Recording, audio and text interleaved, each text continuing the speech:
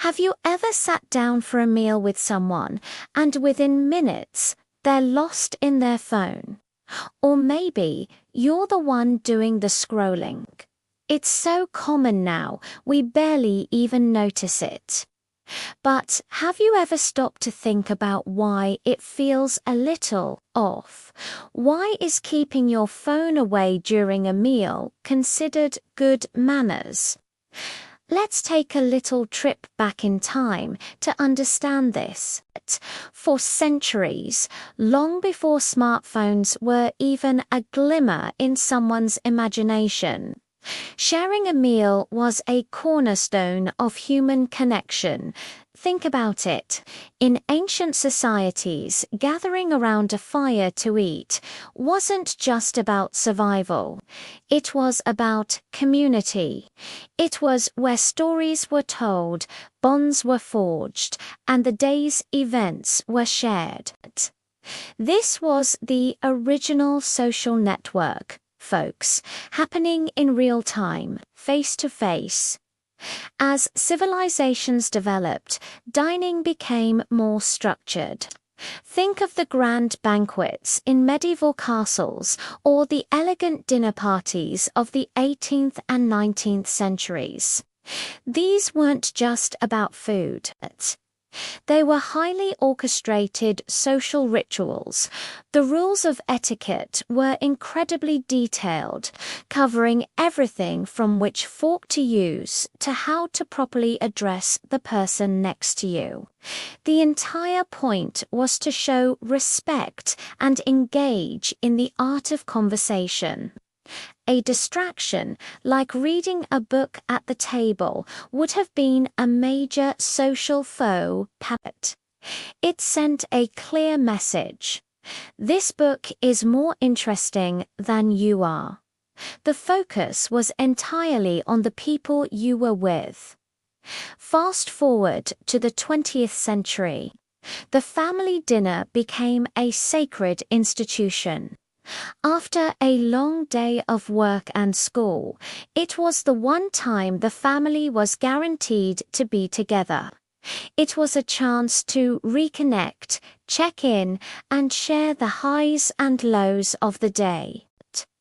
The dining table was a screen-free zone by default, because the only screen was the television, and it was usually in another room.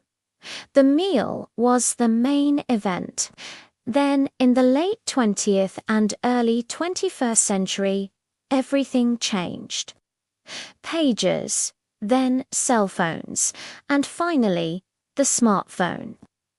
Suddenly, the entire world was in our pocket, buzzing and beeping, demanding our attention. At first, it was a novelty, but slowly, these little glowing rectangles started creeping onto our dinner tables. Initially, the old rules of etiquette still held some sway. Checking your phone during a meal was seen as rude, an interruption. It was like taking a business call in the middle of a personal conversation. But as smartphones became more integrated into our lives, the lines started to blur. We told ourselves we were just checking a quick message, looking up a fact to add to the conversation, or showing a funny picture. But here's the thing. Our brains can't truly multitask. When we're looking at our phones, we are not fully present with the people in front of us. We're breaking that ancient, unspoken contract of shared meals. The contract that says, for this short time, you have my undivided attention. So, this new rule of not checking your phone at the table isn't really new at all. It's an adaptation of a very old, very human principle.